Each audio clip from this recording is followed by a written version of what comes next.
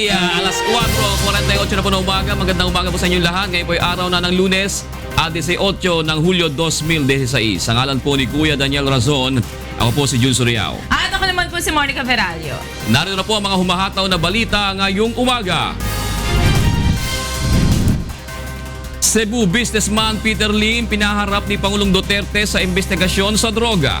Negosyante, itinaging siya ang alias Jaguar sa Chinese drug triad. Draft ng administrative order kaugnay ng bubuing media killing task force nakahanda na. Maguindanao Massacre kabilang sa iimbestigahan.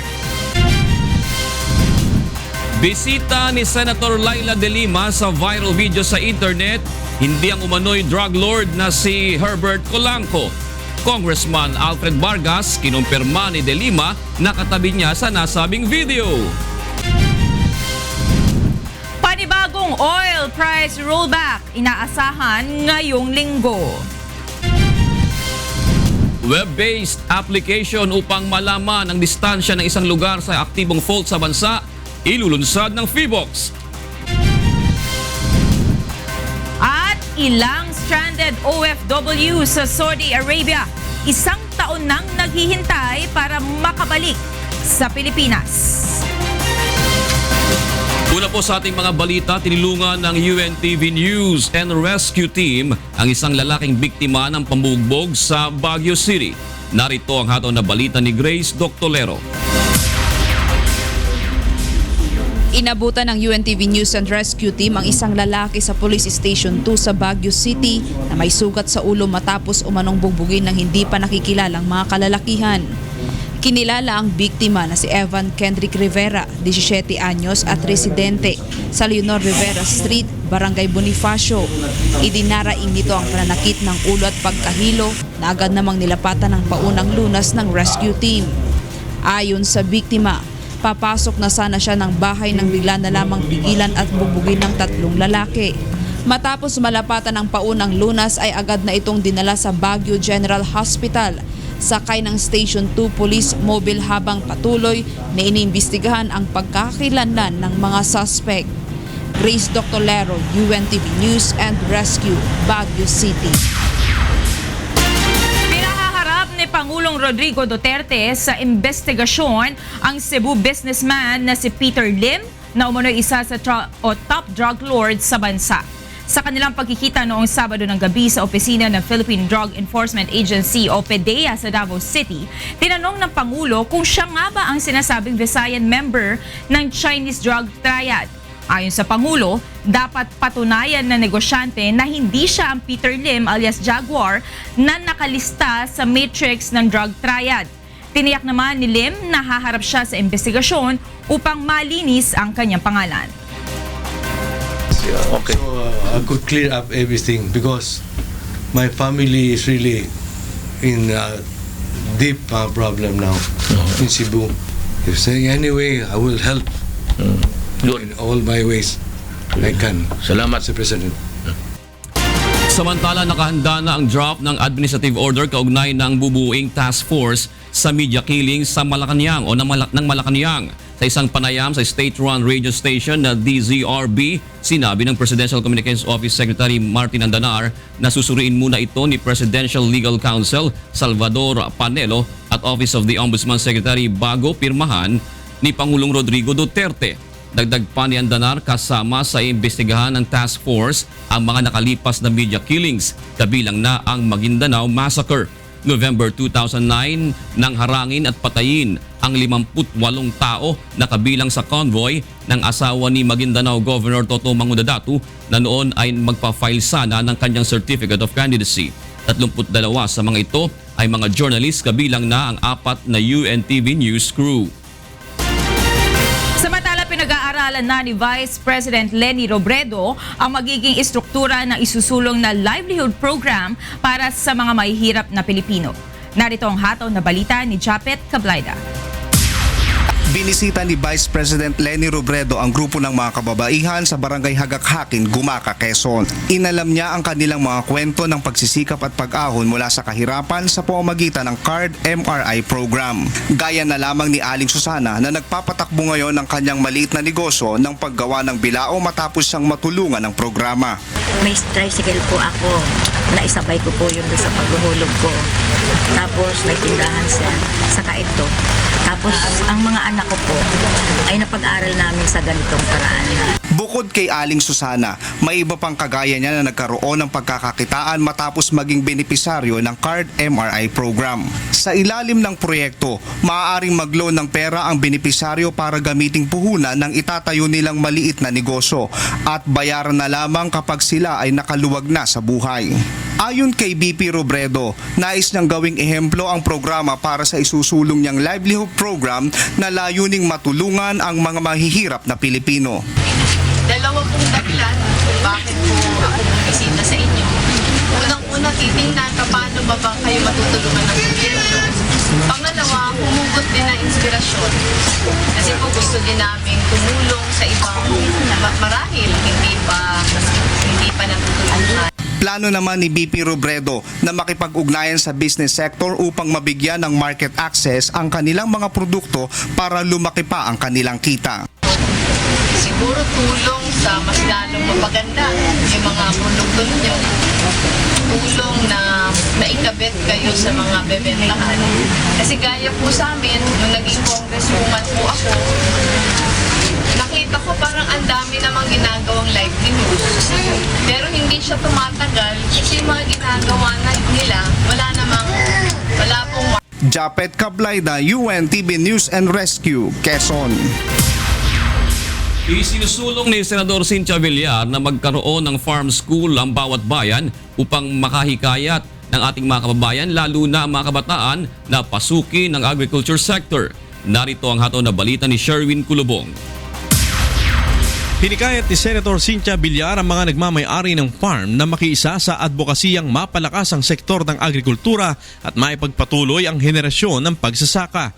Ayon kay Senator Villar, maaaring magtayo ng farm school o kaya'y magsagawa ng seminar ang farm owners hinggil sa mga paraan upang mapalakas ang kita ng mga magsasaka at mahikayat ang ating mga kababayan, lalo na ang mga kabataan na pasukin ang agriculture industry.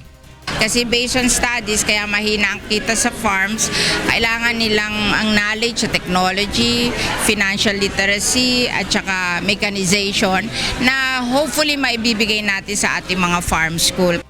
Ayon kay Senator Villar, mayroong pondo ang TESDA para sa mga nais magtayo ng farm school sa kanilang lugar. Ito pong 500 million has been there for 2 years. Wala pong nag-a-avail. So, in-encourage ko po lahat ng tourist farm to become farm school. Umaasa naman ang mga magsasaka na susuportahan ng Department of Agriculture ang isinusulong na farm school sa bansa sa pamamagitan ng mabilis na pagbibigay ng accreditation ng TESDA. Ang pinakamagaling na nagtuturo sa magsasaka ay magsasaka din. Kasi hindi na kayo magbobolahan eh. Kita na niya eh. Nakikita niya yung pamamaraan, nakikita niya yung paano kinikita mo at ano nangyayari.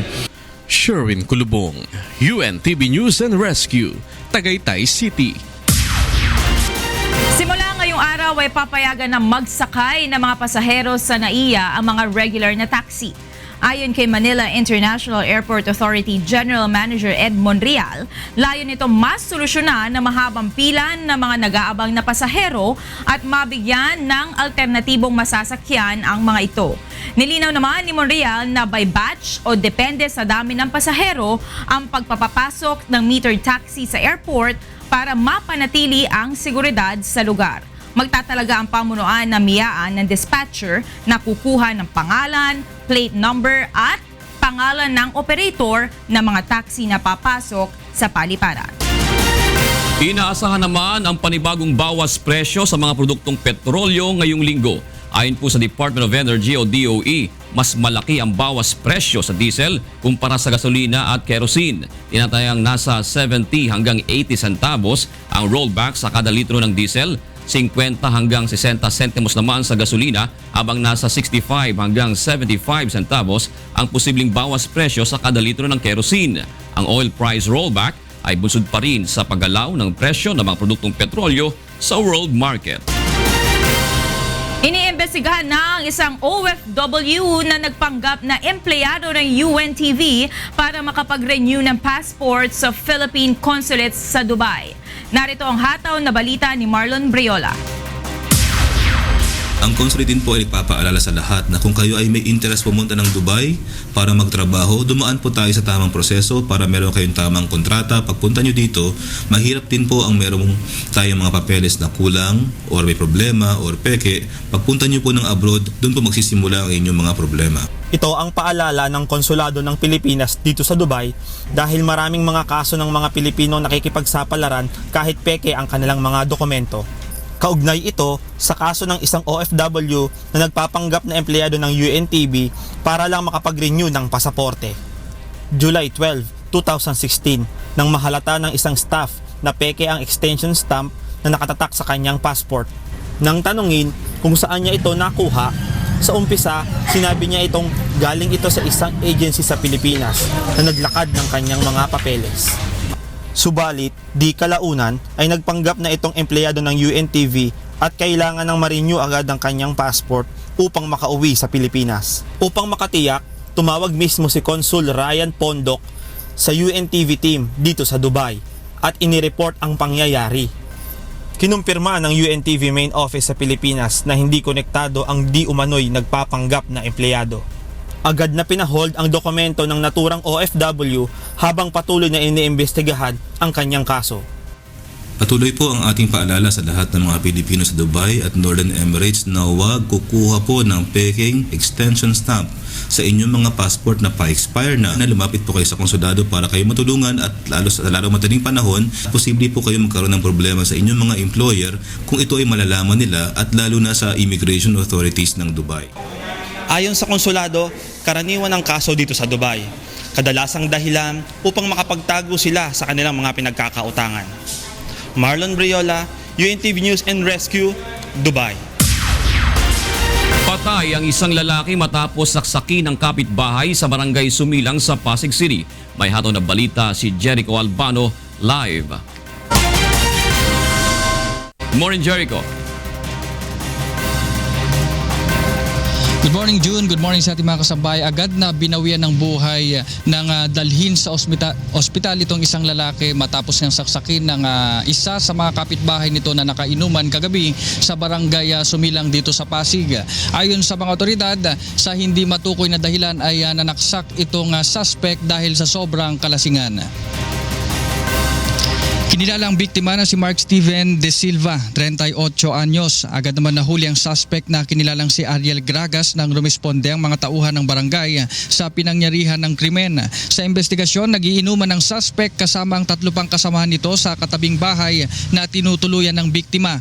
Nang dumating ang biktima mula sa trabaho ay tinagayan pa ito ng suspect. Pagkatapos mag-inuman, nang makauwi na ang biktima ay sinundan ito ng suspect sa mismong loob ng bahay nito sa kasinaksak sa kaliwang dibdib. Sa harapan pa mismo ng kanyang 9 na taong gulang na anak. Wala naman makitang motibo ang mga otoridad sa pananaksak ng suspect na lango sa alak. Na-recover sa suspect ang ginamit nitong patalim. Napag-alamang miyembro ng Sputnik Gang ang suspect na dati na ring nakulong dahil sa kasong robbery.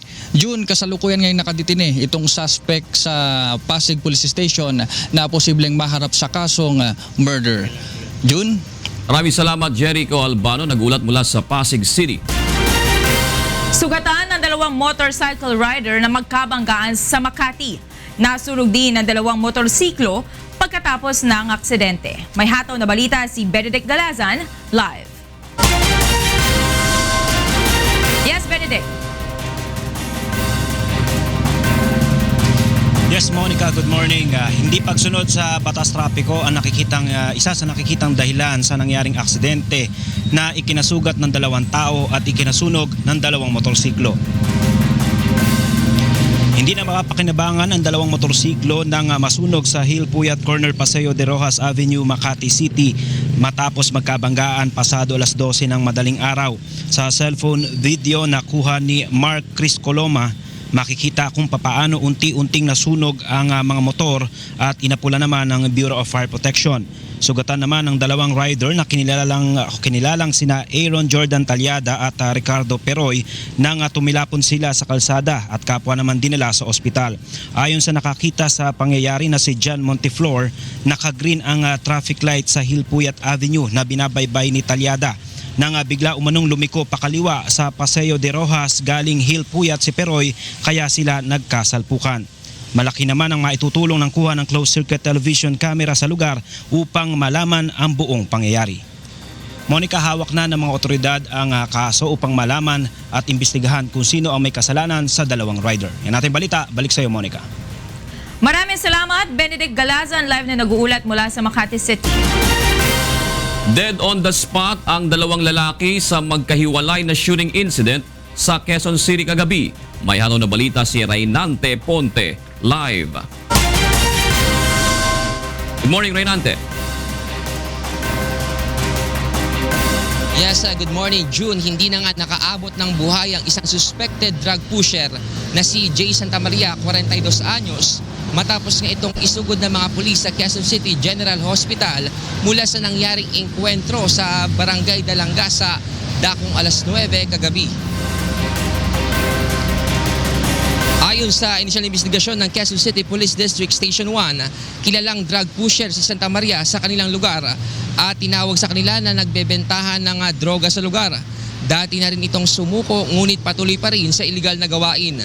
Umasa naman ang ilang residente na dahil sa pagkawala ng number 1 drug pusher sa kanilang barangay ay magiging payapa na ang kanilang lugar. Samantala, June, dead on the spot naman ang isang 50 anyos na lalaki matapos pagbabarilin habang siya'y natutulog sa kanyang bahay sa Kalayaan B Street sa Quezon City bandang alas 11 kagabi. Kinilala ang biktima na si Virgilio Badilla na natagpuang wala ng buhay sa kanyang kama at may nakapatong na karton na may sulat na drug addict ako, salot sa lipunan. Sa inisyal investigasyon ng otoridad, nag-away pa ang biktima at ang kanyang anak sa isang inuman at nagkapikunan bandang alas 9 kagabi. Nang mapawi na ang pag-aaway ng mag-ama, ay umuwi na sa kanilang bahay bandang alas 11 kagabi at nakarinig na lang ang mga kapitbahay nito ng 3 putok ng baril. Wala namang nakakita sa gunman na mabilis na tumakas at sa ngayon nga June ay patuloy ang investigasyon ng mga otoridad sa pangyayari. Yan ang police report. Balik sa iyo, June. Maraming salamat, Reynante Ponte, nag-uulat mula sa Quezon City.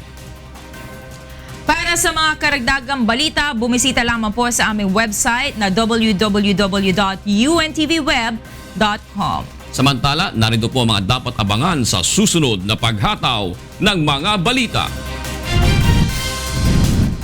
Cebu-based businessman Peter Lim, personal na kinausap ng Pangulo kaugnay ng pagkakadawit sa drug triad scandal. Negosyante handang humarap sa investigasyon. Senator Laila De Lima itinangging ang umano'y drug lord na si Herbert Colanco ang bisita sa viral videos sa internet. Web-based application upang malaman ang distansya ng isang lugar sa aktibong fault sa bansa, ilulunsad ng PHIVOX. At banana quarantine officer sa Davao City inalis sa pwesto dahil sa umano'y pangingikil. Ilan pang sangkot sa insidente, isa sa ilalim sa lifestyle check. Sa detalye ng mga balita, tinulungan ng UNTV News and Rescue Team ang dalawang nasugatan sa motorcycle accident sa Tarlac City. Narito ang hataw na balita ni Brian Lacanlale. Nirespondihan ng UNTV News and Rescue Team ang isang aksidente sa kahabaan ng MacArthur Highway, Tarlac City noong Biyernes ng gabi. Nadatnan ng grupo na nakaupo sa gilid ng kalsada ang mga nasugatan na sina Elimar Lumibaw, 19 na taong gulang at driver ng motorsiklo. At ang nabangga nito na si Rachel Omandap, 20 taong gulang. Ayon sa rumesponding pulis, tumatawid ng kalsada si Rachel nang mahagi ito ng motorsiklo ni Elimar. Depensa naman ito, may nag-overtake umanong sasakyan sa kanya dahilan upang biglang makabig ang manibela at tamaan ng dalaga. Agad namang nilapatan ng paunang lunas ng UNTV News and Rescue ang mga tinamong sugat sa kamay at paa ng dalawa. Matapos lapatan ng first aid, dinala na ng grupo si Raizel sa Tarlac Provincial Hospital para sa karagdagang atensyong medikal. Habang tumanggi naman si Elimar na magpadala pa sa hospital. Mula dito sa Tarlac, Brian Nacanlale, UNTV News and Rescue, Tarlac City. Personal na pinayuhan ni Pangulong Duterte ang negosyanteng si Peter Lim na humarap sa investigasyon at patunayang hindi siya ang alias Jaguar na isa sa mga topmost drug lord sa bansa. Narito ang hataw na balita ni June Suriao. I will advise you strongly na mo submit kag investigation. Yes, sa akong panahon. Pinaharap ni Pangulong Rodrigo Duterte sa investigasyon ang Cebu businessman na si Peter Lim na umano'y isa sa top drug lord sa bansa. Sa kanilang pagkikita noong Sabado ng gabi sa opisina ng Philippine Drug Enforcement Agency sa Davao City, inusisa ni Pangulong Duterte si Lim kung siya nga ba ang sinasabing Visayan member ng drug triad. Investigar ka sa Congress? Ito muna. What year? 1997 dito. Yeah, 97, then 2001. I'm not so sure about the years, Mr. President. Wala ka mag-abot. Ayon sa Pangulo, dapat patunayan ni Lim na hindi siya ang negosyante at drug lord na si Peter Lim alias Jaguar na nakalista sa matrix ng drug triad dahil kung hindi ay baka malagay sa alanganin ng kanyang buhay. Wala, Jun. Kuning ang taga ha. Nagbanta yun na ipapatay taga. Kasi tinuod lang, ipapatay taga yun. Basta masilip na ako. We want to help you. Yeah. Help us clear you. Tiniyak naman ni Lim na harap siya sa investigasyon upang malinis ang kanyang pangalan dahil apektado ng issue ang kanyang pamilya at negosyo sa Cebu. I could clear up everything because my family is really in deep problem now in Cebu. If saying anyway, I will help in all my ways I can. Samantala, naniniwala naman ang PIDEA na malaki ang maitutulong sa kampanya kontra krimen at iligal na droga ang kusang paglantad at personal na pakikipag-usap ni Lim sa Pangulo. Giving up himself is a very good indication in the campaign of our president and the government against the various drug groups. Inihayag din ng PIDEA na may mga malalaking drug group ng sumuko sa pamahalaan sa gitna ng seryosong kampanya laban sa ipinagbabawal na gamot. Kasama ang Davao News Team, Jun Suriao, UNTV News and Rescue.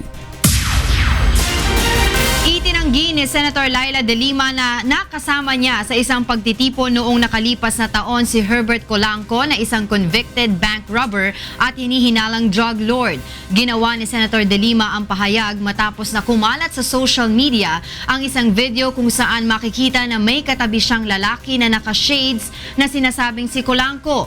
Ayon sa senadora, kuha ang naturang video sa kanyang kaarawan noong August 27, 2015 na ginanap sa Quadrangle ng Department of Justice. Hindi umano si Colanco ang lalaking nakasalamin sa video, kundi si Quezon City Representative Alfred Vargas na isa sa kanya mga panauhin. Isa si Colanco sa itinukoy ng Pangulo na top drug lord sa bansa. Ilulunsad na ng Philippine Institute of Volcanology and Seismology o PHIVOLCS ang web-based application na makatutulong upang malaman ang distansya ng isang lugar sa pinakamalapit na aktibong fault sa bansa. Narito ang hataw na balita ni Ray Pelayo. Mas madali na ngayong malalaman ng publiko kung gaano kalapit ang isang lugar mula sa isang aktibong fault sa bansa. Ito ay sa pamamagitan ng PHIVOLCS Fault Finder, isang web-based application na maaaring ma-access sa pamamagitan ng smartphone at iba pang mobile devices.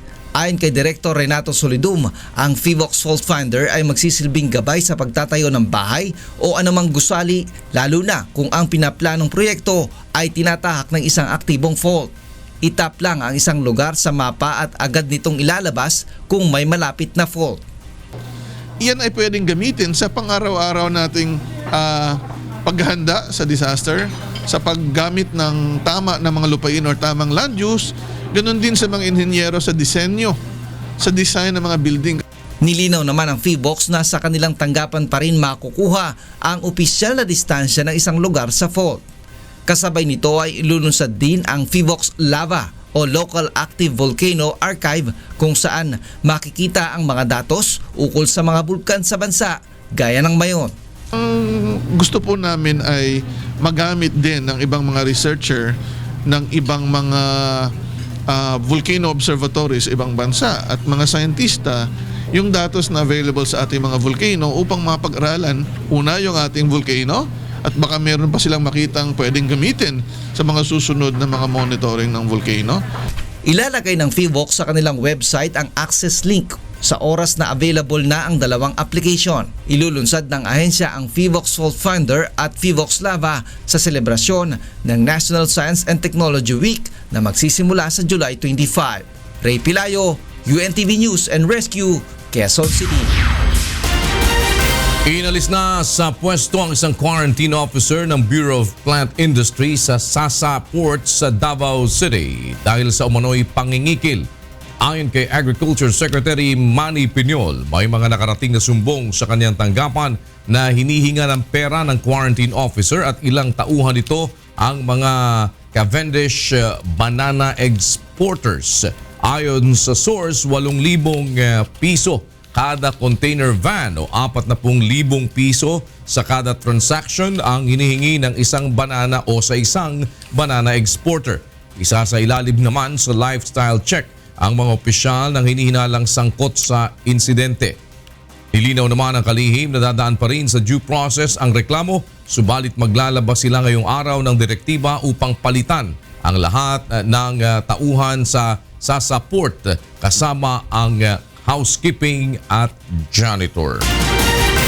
Hindi naman sang-ayon si incoming House Speaker Pantaleon Alvarez sa panukala ng ilang kongresista na imbestigahan sa Kamara ang serye ng pagkakapatay sa mga hinihinalang sangkot sa droga.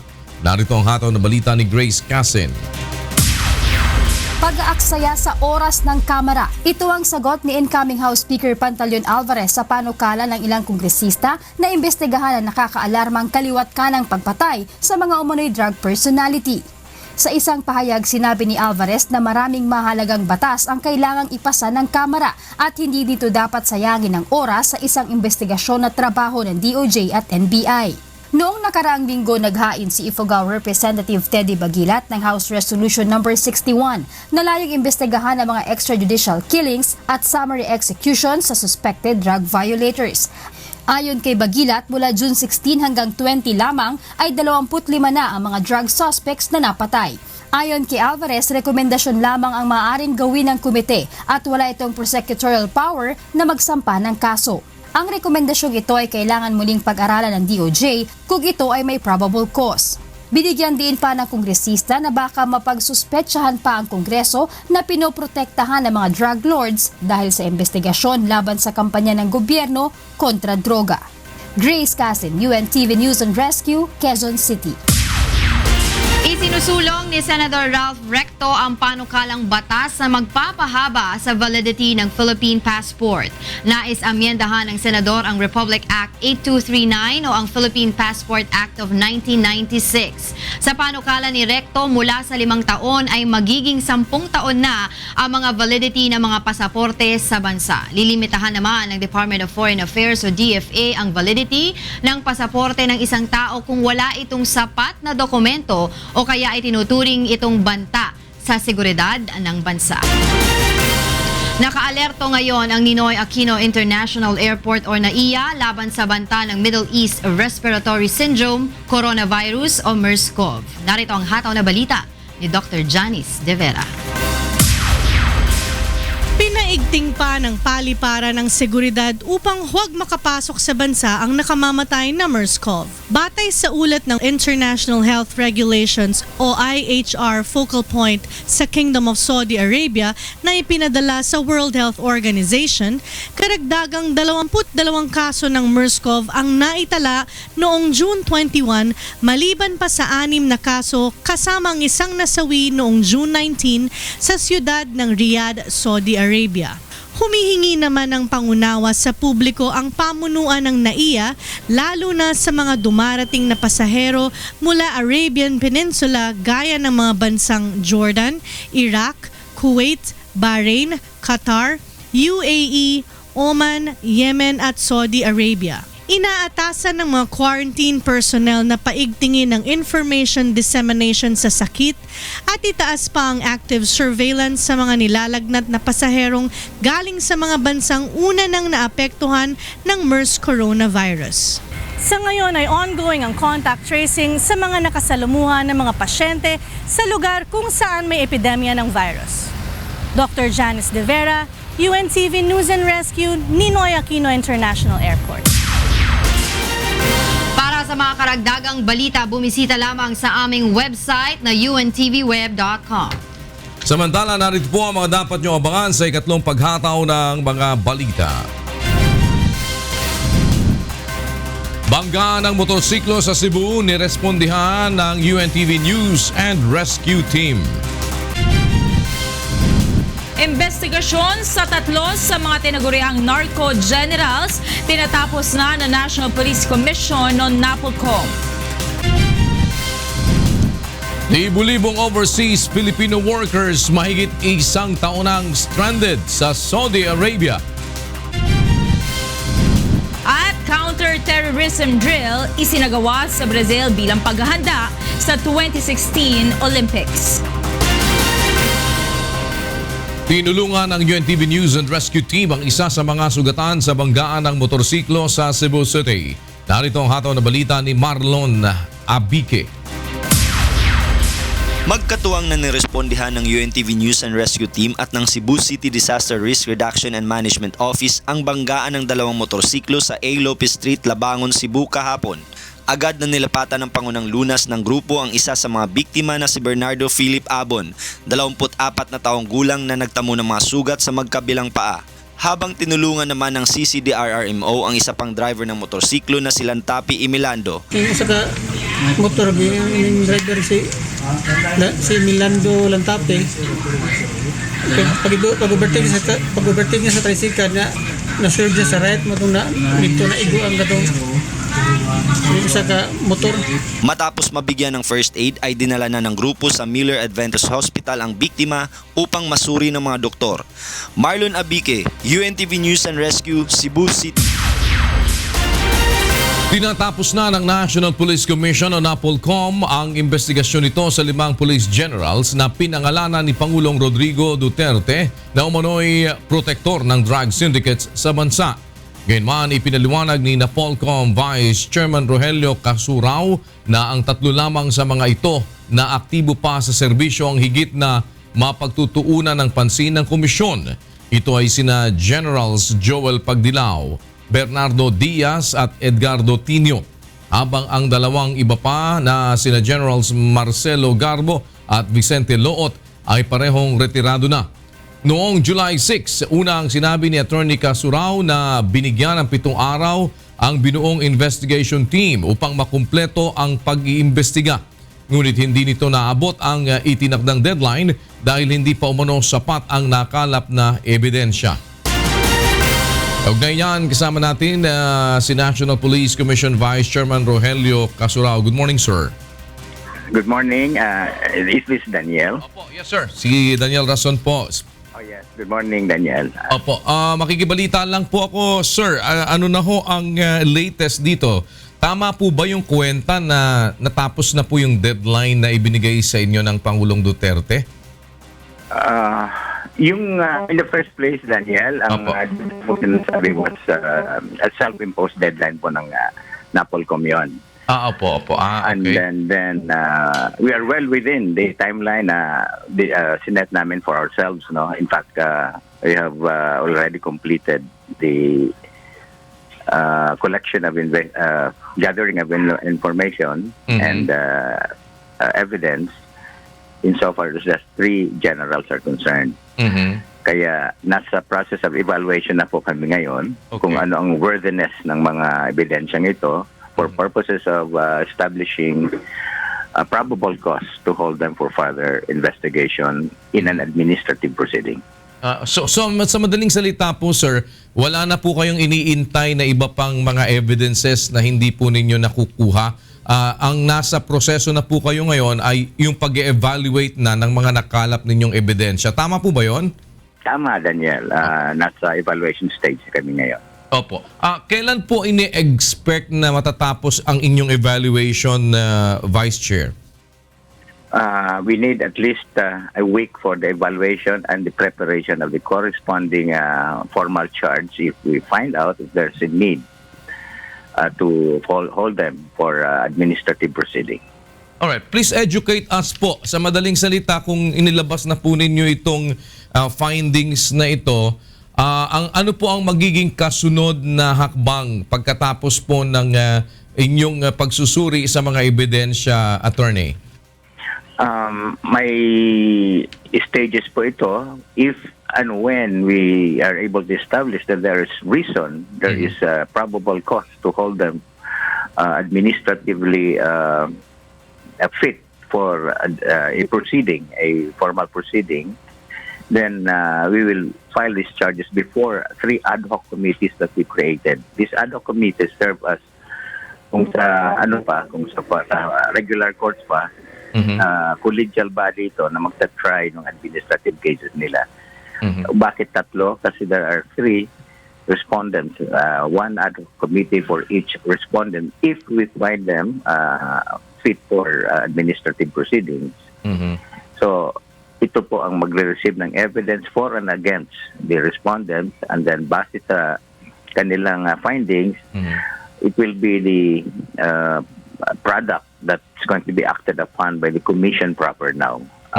The commission proper consisting of 6 commissioners, kung ano po ang magiging action, or whether to approve the recommendation of the ad hoc committee or reverse the findings of the ad hoc committee.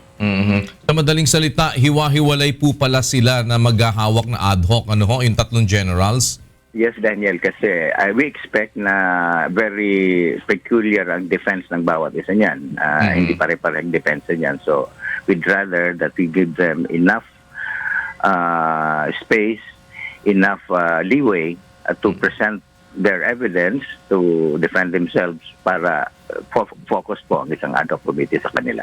Sir, upon finding probable cause po, will there be any preventive suspension right away o wala pong magiging ganong aksyon until after na matapos po lahat ng proceedings? This is a possibility na pwedeng that might be resorted to by the prosecutor na naka-assign to prosecutor case. If the prosecutor deems it very necessary to put them under preventive suspension, they might resort to that remedy. But we have to emphasize here that as of now, they have been relieved of their duties already, Daniel. Daniel. They have been sa civilian language, inano na sila, freezer na sila. So wala silang mga active, they're not in the active duty service now because they've been relieved by the PNP already. Sa madaling salita, floating po sila, Attorney. Ayun, that's a better term. You got it. Floating sila ngayon. Yun ang description nila ngayon dahil they've been relieved of their duties. Opo. Sir, accurate po ba yung report na nasa lookout bulletin na din po sila ng Bureau of Immigration? Yeah, I got it from the news na they are now in the watch list. But with emphasis again, legally speaking, they won't be barred from leaving the country because there are no court orders orders yet that would prevent them from leaving the country. So ano po ito? Ginawa po ba itong paglalagay sa watch list sa kanila upon the request of NAPOLCOM or ito po'y ginawa mismo lang talaga motu proprio ng Bureau of Immigration? I would say it was done by other agencies but not NAPOLCOM. Kasi sa NAPOLCOM po, our interest is on the administrative aspect of their liability, meaning matters that would only involve their employment with the government. So the issue here is whether they should be retained or dismissed from the service.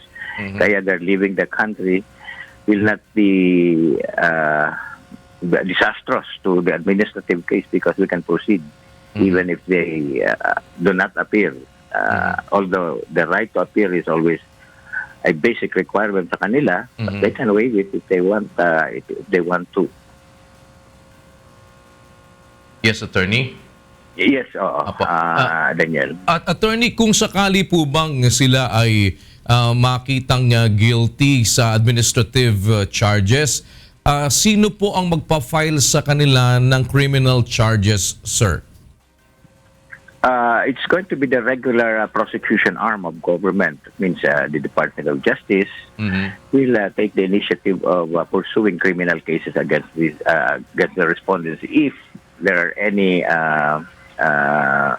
concrete evidence that would support a criminal charge. And it is prudent po na tapusin muna yung administrative charges bago po ito kung sakasakali ay ipursu, attorney.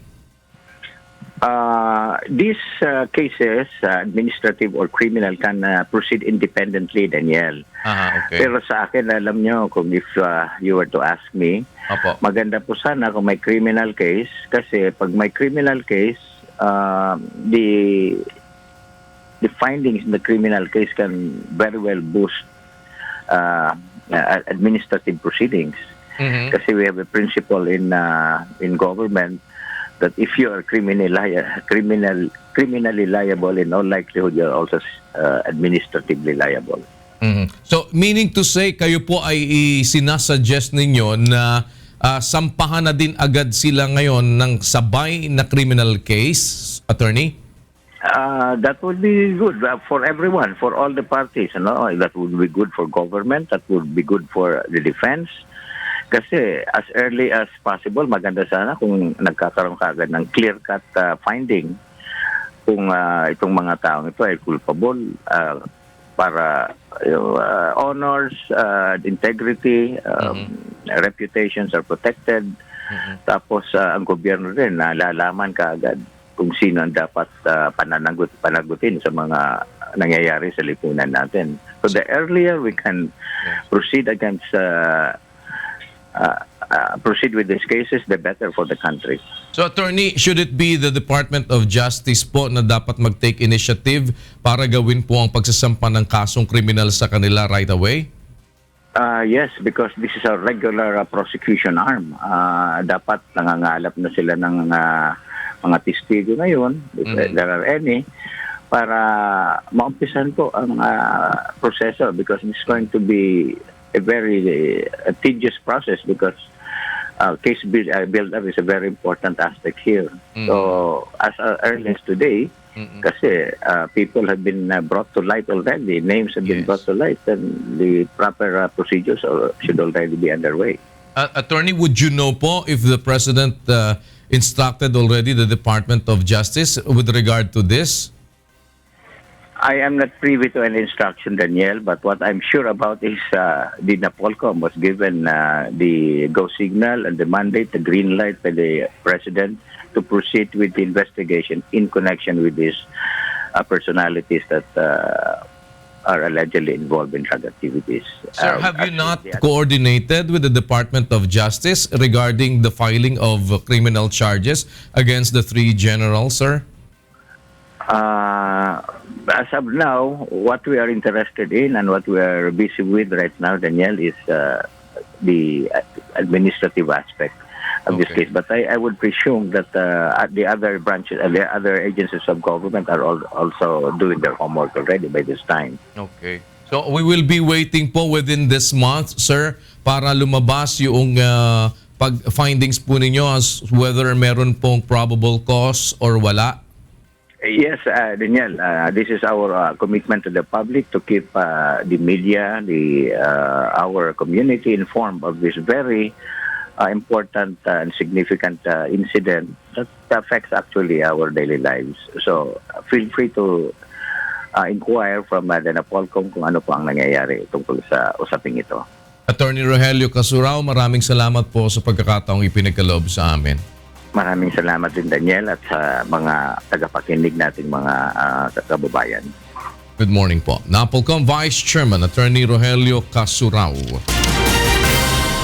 Nanawagan naman sa bagong administrasyon ng mga overseas Filipino workers sa Saudi Arabia na mahigit isang taunang stranded at naghihintay ng tulong upang makauwi. Ito ang hataw na balita ni Maybel Razon.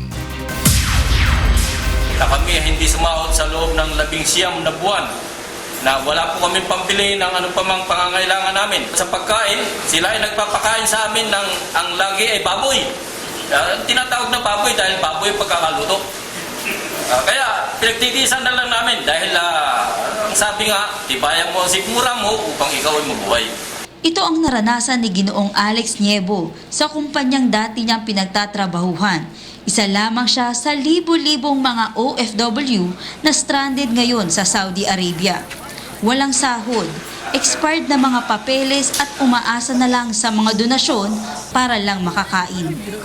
January or I think February 2015, nagpunta dito si President Tago, si Ambassador, na nangako na pauuwiin kami within 25 days kasama yung aming mga benepisyo na kung hindi maibibigay ng buo, 20% man lang ang sinabi niya noon. At umabot siya, naghintay kami, no? Kaya muli silang nananawagan sa pamahalaan na sana ay matulungan na silang makauwi sa Pilipinas. Mahal na Pangulo, ikaw na yung bahala kung sino pang tutulong sa amin na makapunta rito para makauwi kami sa lalong madaling panahon.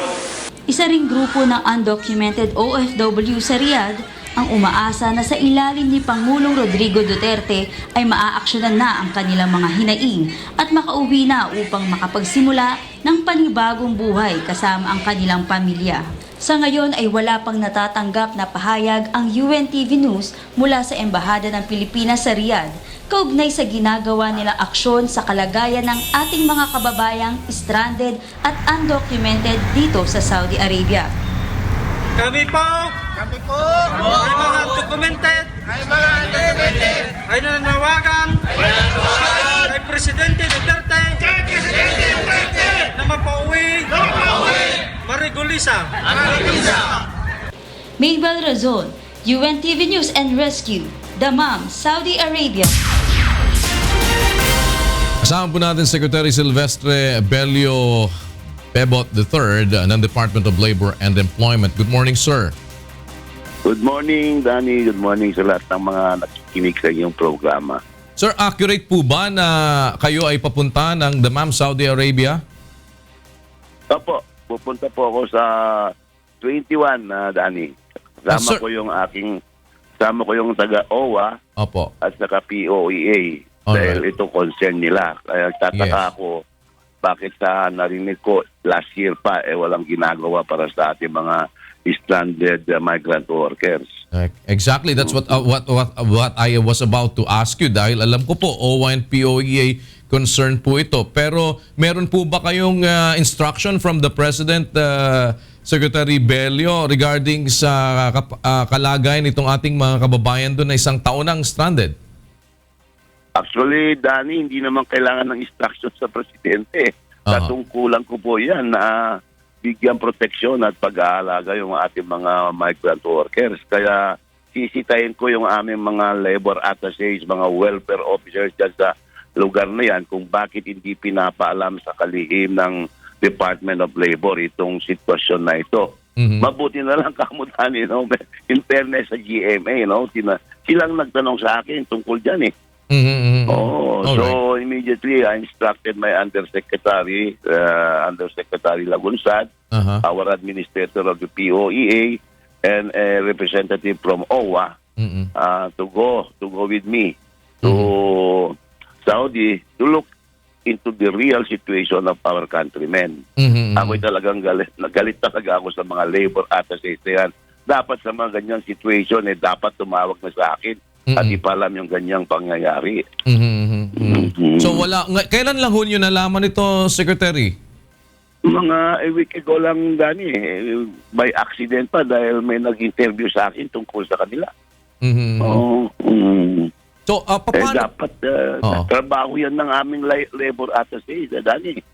At the first thing nalaman nila yan, dapat, sir, may mga kababayan tayo ito nagugutom, hindi nababayan ng sweldo. Anong gagawin ko? Wala man lang balita sa kanila. Pabaya mga yan Paano ngayon, sir, ito? Meron ho ba silang pag-asang maiuwi agad right away, Secretary? Actually, Danny, yung ang narinig ko mga istorya, Yes. na out of the 11,000 stranded Filipinos, no, mga ating migrant workers, only a little less than 2,000 ang gusto magpa-repatriate.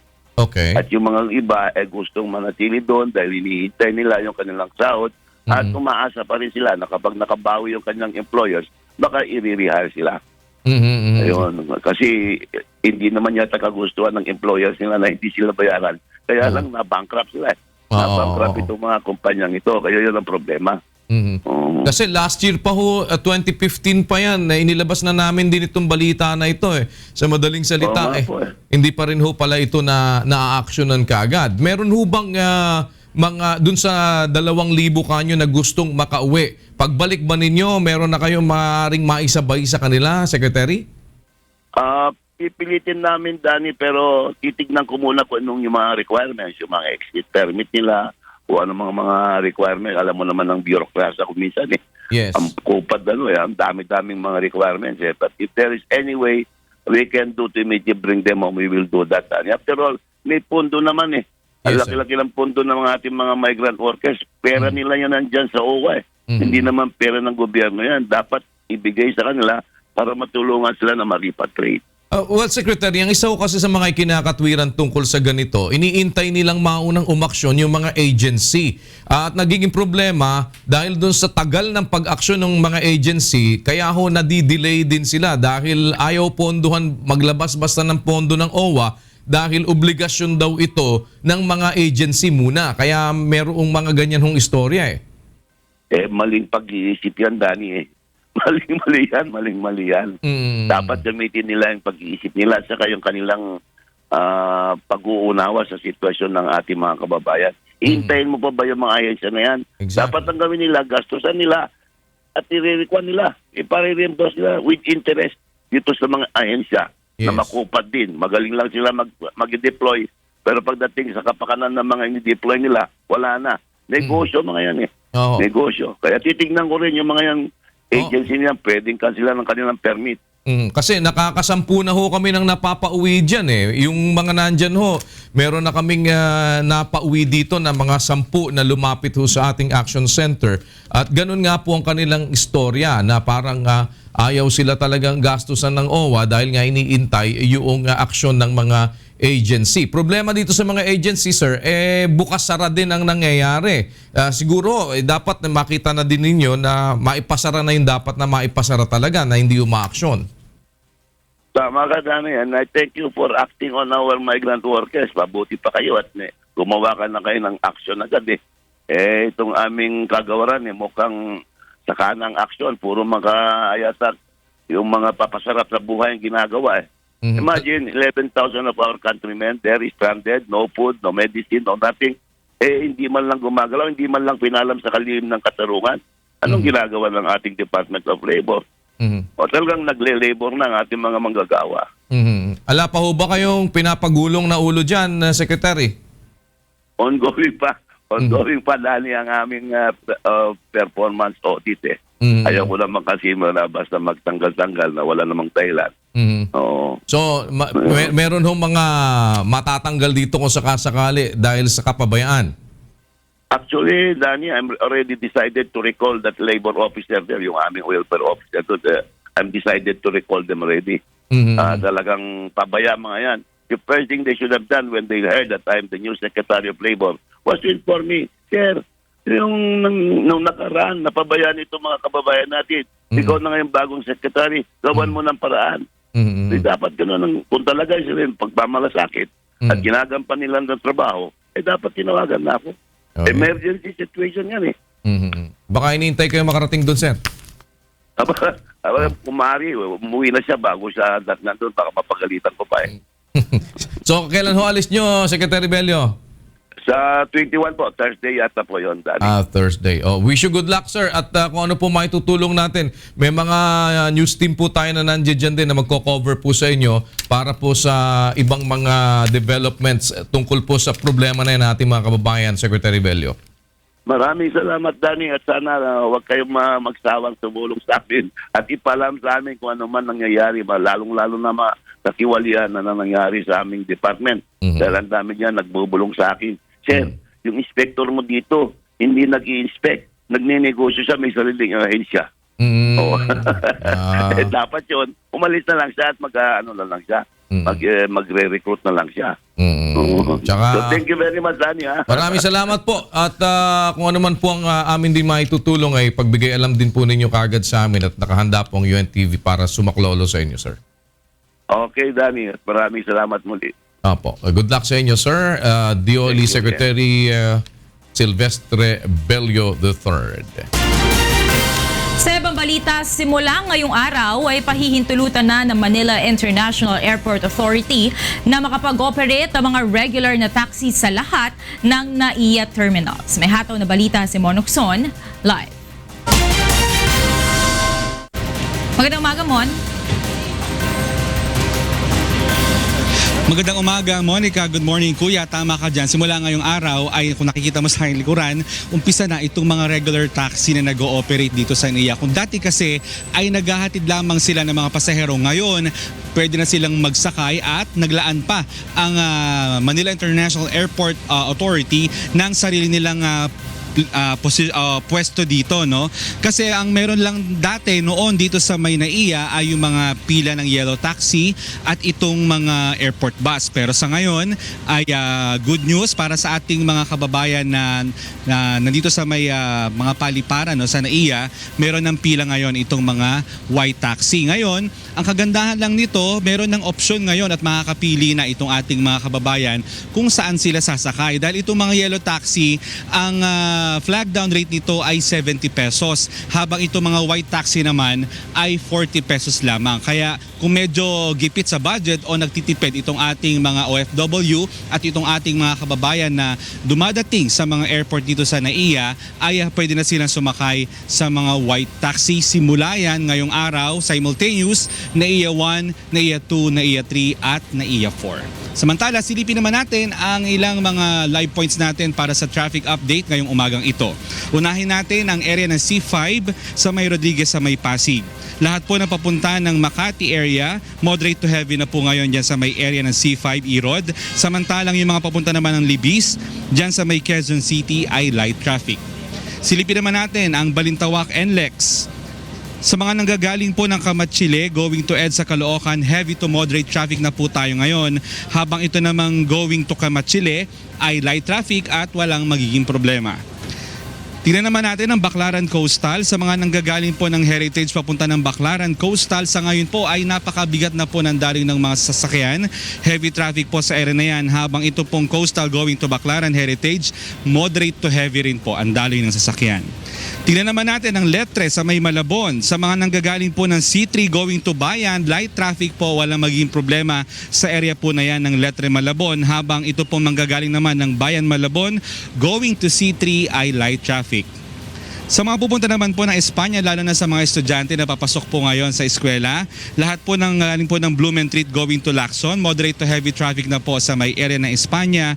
Habang ito pong Espanya going to Quiapo ay light to moderate traffic sa oras po na ito. Paalala po sa ating mga kababayan, araw po ng Lunes, lahat ng mga sasakyan ang plate number tatapos sa number 1 at sa number 2. Bawal po sa lahat ng mga lansangan sa Metro Manila. Subalit meron tayong window hours simula alas 10 ng umaga hanggang alas 3 ng hapon, maliban lamang po sa lungsod ng Makati at ng Las Piñas. Yan po ang ating traffic update. Balik sa inyo dyan. Maraming salamat, Monokson Live na nag-uulat mula sa NAIA Terminal 3. At sa lagay ng panahon, narito si Ray Pelayo mula sa ating UNTV Weather Center.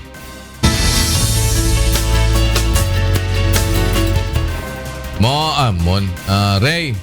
Good morning po kay Daniel sa ating mga kasambahay. Nalibadbaran ako kahapon. Parang, maalisangan na, hindi ko maintindihan.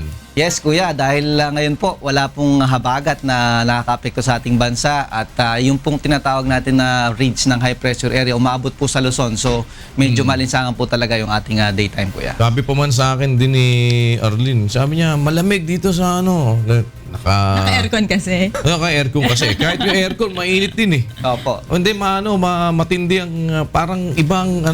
Yung tanghali, kuya. Grabe yung init nung tanghali. Nung bandang hapon, umulan, Ray, kahapon, no? Yes, meron Second tayong part. mga isolated lang kahapon. Pero hindi naman masyadong matagal yung mga pag-ulan natin. Oo, ambon lang. Ano ba pinakamainit kahapon? Kahapon, kuya, nasa 34 din tayo. Pero sa Tuigaro, umabot po ng 35 to 36, kuya. Mainit nga din. Today, anong pinakamainit today? Today, na-expect po natin nasa 34 dito po sa Science Garden. And kanina nga pong umaga, kuya, nasa 25.4 yung ating pong alas 5 ng umagang. Pinakamababa na pong temperature yan, kuya. 25, mainit pa rin. Wala naman bagyo. Wala naman po, pero may LPA po ngayon, kuya, at ngayon nasa loob po ito ng Philippine Air Responsibility. Slim po ang chance na ito po mag-intensify to bagyo, pero hindi tinatanggal ng pag-asa po ang possibility, kuya. Sige. At masilip, ano ang kabuuang ulat ng panahon para sa susunod na 24 oras? Ray Pelayo. Narito po ang maglagay ng panahon sa mga susunod na oras. Yung pong pinaka-distansya nitong low pressure area, nasa 715 kilometers sa may northeast po yan ng Itbayat, Batanes. Sa ngayon po, umiiral din yung reach ng high pressure area na tumaabot din sa may area ng Luzon. Sa forecast po ng pag-asa, ang area po ng Metro Manila at malaking bahagi ng Luzon, makakaranas po ng partly cloudy to cloudy skies. May mga chance na magkakaroon po ng mga pagulan, pagkidlat at pagkulog, lalo na pagdating po ng hapon o kaya po ay gabi. Temperatura sa Science Garden sa Quezon City, maaari pong pumalo ng 33 degrees Celsius, Tuguegarao 36, sa Baguio po is 16 to 24 at sa may air po ng Puerto Princesa City sa Palawan hanggang 33 degrees Celsius. Ang Visayas area, makakaranas din po ng bahagyang maulap hanggang sa maulap na papuri at magkakaroon po ng isolated rain showers and thunderstorms. Iloilo City, maaari pong pumalo ng 33 to 34 degrees Celsius ang maximum temperature ngayong araw. Medyo malinsangan po yan sa Metro Cebu and Tacloban City hanggang 32 degrees Celsius. Ang Mindanao din po ay makakaranas ng fair weather pero may mga tsansa na magkakaroon din po ng mga pagulan, pagkidlat at pagkulog. Sa Cagayan de Oro City at Zamboanga City hanggang 32 degrees Celsius ang maaari pong maabot na temperatura ngayong araw. Sa Metro Davao hanggang 34 degrees Celsius. Ang ating pong sunrise, 5:35 a.m. atin naman pong sunset, 6:29 p.m. Yan ang ating ulat panahon. Umulan man po umaraw, huwag nating kalilimutang pasalamatan ang Diyos na lumalang. Balik po sa inyo dyan. Actually, mukhang malapit ka ng lumipad-lipad dyan sa ano mo na yan, may bago ba? May bago? Wala. On the process po. May bago. Sige. Sige, Ray. Maraming salamat. 7:20 na po ng umaga oras.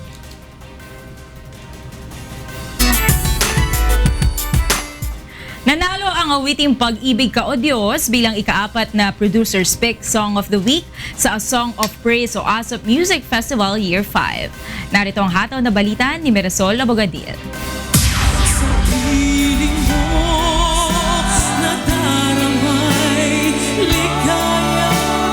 Sa dami ng magagandang entry na hindi pinalad manalo sa monthly finals ng A Song of Praise o ASOP Music Festival ng mga nakaraang buwan, muling nagsagawa ng isa pang Producer's Pick episode ngayong linggo.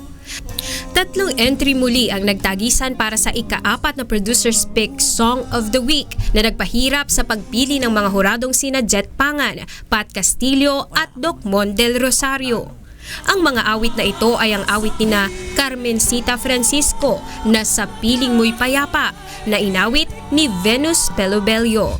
I Worship You ni Jeluwin Duran na inawit ni Mick Cliave. At Pag-ibig Ka o Diyos ni LJ Manzano na inawit naman ng all-male trio na JBK. Pag-ibig ko o Diyos! Nakita ng mga hurado sa awit ni LJ Manzano na Pag-ibig Ka o Diyos ang kalidad ng awit na kanilang hinahanap kaya't ito ang itinanghal na ikatlong weekly winner sa buwan ng Hulyo sa ASOP. Tsaka mas komportable na kami sa ASOP stage. Mirasol Abogadil, UNTV News. Sa sports naman tayo, kasama natin si Rina Villamor. Rina, balita. Yes, kuya, 18 days to go na lamang at magsisimula na ang Rio Olympics Oo nga. sa Brazil. Pati ang Team Philippines, no, naghahanda na rin tayo kasi at least 15 athletes yung ating ipapadala dyan sa Rio, Brazil. Nako, medyo nagpo-problema yung iba sa Nagpo-problema yung iba sa anong ngalan yan? Sa Zika virus. Oo, yes. sa Zika virus. Oo, tsaka ito pa yung isa, yung terrorism. Kasi recently, di ba, may nangyari nga sa Nice, France. O kaya pa-practice din sila ng yung kanilang counter-terrorism. Tama ka dyan, kuya. Nagsagawa nga ng counter-terrorism drill ang bansang Brazil bilang paghahanda sa nalalapit na 2016 Olympics. Ito ay matapos ng nangyaring insidente sa Nice, France noong nakalipas na araw. Ipinahayag ni General Mauro Sinot na ang bansang Brazil ay nasa yellow alert dahil sa inaasahang dagsa ng tao sa susunod na buwan.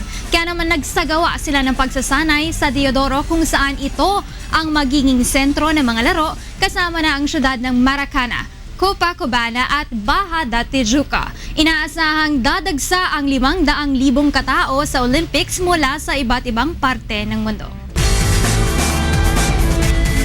Sport na wall climbing isasama na sa 2020 Tokyo Olympics. Sinabi ng International Olympic Committee o IOC na iaanunsyo nila mga sports na paglalabanan sa 2020 Tokyo Olympics itong darating na August 3 para naman makapaghanda na ang bawat bansang sasali. 5 bagong sports ang madaragdag kasama na ang skateboarding, surfing, karate at baseball o softball. Ang bawat host country ng Olympics ay may kalayaan na magdesisyon sa mga sports na kailangang ilalagay. Depende nga ito dun sa sport na popular sa kanilang bansa. At tinalo naman ng defending champion Great Britain ang host country na Serbia sa quarterfinals ng Davis Cup na ginanap sa Belgrade. Nakuha ng koponan ng ticket sa semifinals matapos talunin ni British number 2 Kyle Edmund si Dusan Lajovic. Sunod na makakaharap ng Great Britain ang Argentina na tumalo naman sa Italy. Samantala France pasok na rin sa semis matapos talunin ang Czech Republic. Ayan kuya, excited na ba kayo dahil ang wall climbing makakasama na sa 2020 Olympics?